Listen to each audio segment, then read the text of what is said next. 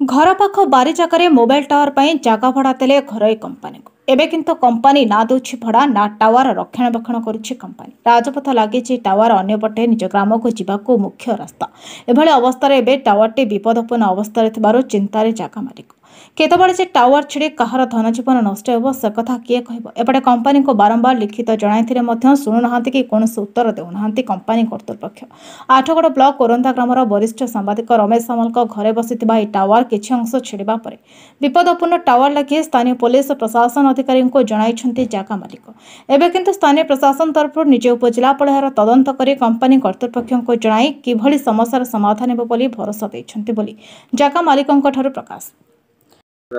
मो ना प्रदीप कुमार विश्वाल आम घर बाली 8 मु पूर्वतन जिला परिषद सभ्य एवं मो पाखे बसंती मोर ससुर श्रीयुक्त रमेश चंद्र सामल घर ओरंदा एवं समाजर प्रतिनिधि थिले।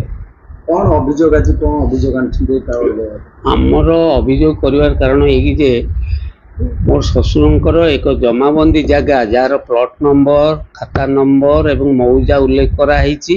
प्लॉट नंबर है 1168 बाई 1252 खाता नंबर 279 बाई 41 मौजा है ओरंदा डिस्नेट वायरलेस लिमिटेड जोटा कि एयरसेल नाम रे परिचित थिला। 2004 मसीह 2006 मसीह सहित एग्रीमेंट करथला 3 वर्ष पे। जो एग्रीमेंट डीटा 2009 मसीहा पर्यंत बलवत्तर थिला। 2009 पर आउ पुनर्नवीकरण नकरी एयरसेल कंपानी उक्त टावर मोबाइल टावर रक्षणाबेक्षण एवं परिचालनागत दायित्व जीटीएल इंफ्रास्ट्रक्चर लिमिटेड भुवनेश्वर को हस्तांतर करदेला एवं जीटीएल इंफ्रास्ट्रक्चर लिमिटेड आमको पूर्व भली एयरसेल कंपानी भली 2017 मसीहा नवेम्बर मास पर्यंत मासिक 3500 टंका नेका मोर ससुरंकर बैंक अकाउंट को तांकर भड़ा बाबद अर्थ पैठ करी चलीथिला। 2017 मसीहा पर आउ जीटीएल कंपानी कौनसी कर्मकर्ता बा तांकर कौनसी कर्मचारी आसिकी जोगाजोग रखिले नहीं किंबा से टावर रक्षणाबेक्षण कले नहीं। रक्षणाबेक्षण अभाव क्रमागत भाव क्षतिग्रस्त हो चलला से चोरी है विभिन्न प्रकार कार्यक्रम है एवं जहाँ फल कि भग्न अवस्था आड़ को चली आसला। जेहेतु मोबाइल टावर टी जातीय राजपथ 55 सन्निकट अवस्थित वर्तमान जातीय राजपथ संप्रसारण काम चलती एवं ओरंदा गाँव मुख्य रास्ता पाखे अवस्थित सेठी जनबसती अच्छी दुकान बजार अच्छी चाली चलन लोकंकर सब बेले होची कौन सी मुहूर्त भांगी पड़ी धन जीवन क्षति होबार संभावना थिबारु यह को आशंका करी मोर ससुर गत 5 तारिख रे स्थानीय थाना रे उक्त कंपानी ना रे एक अभियोग कले।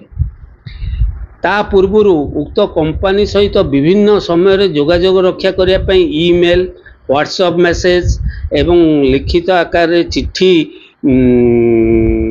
स्पीडी पोस्ट रे देइथिले मध्य तार कौनसी प्रकार उत्तर उक्त कंपानी रु पाइले नाही। न पाइबा द्वारा सी स्थानीय थानार द्वारस्थ हेले एवं स्थानीय थाना आईआईसी निजे उक्त टावर को वेरिफिकेशन करी कि गोटे रिपोर्ट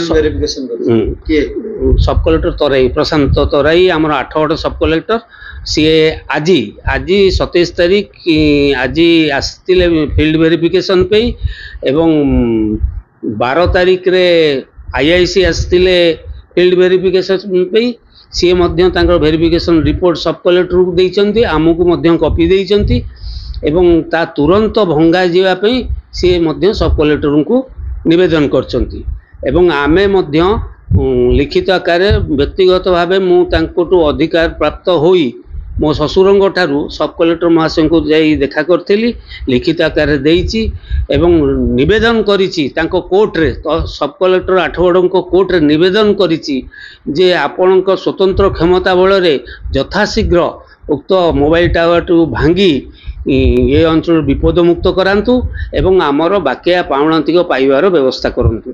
सब कलेक्टर आठगड़ महोदय आज भेरिफिकेशन बेले प्रतिश्रुति देइछन्ती यथाशीघ्र मु ताकू नोटिस करके डकौछि जदि न आसला ताना एफआईआर दिया जिवो एवं आकू भांगिया पई ऑर्डर कराहबो एवं तम पैसा केमती पाइबो तार व्यवस्था करा। आठगड़रू दिव्य दत्तଙ୍କ रिपोर्ट नायवती टीवी।